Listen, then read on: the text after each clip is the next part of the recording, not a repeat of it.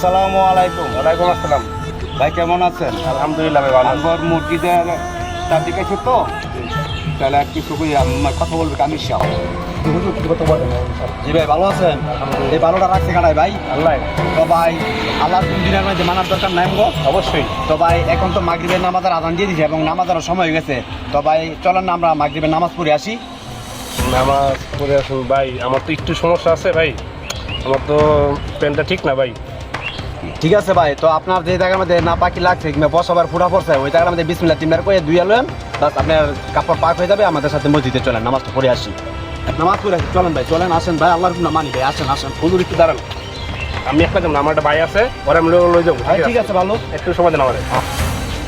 Hello, কই তুই? মামা একটা সে একটা মাল আছে চালু হয়, ব্রিজের কোনো দাঁড়ানো সে দৌড়ে চালু হয়। কি কস? আমরা এখনই আইতেছি।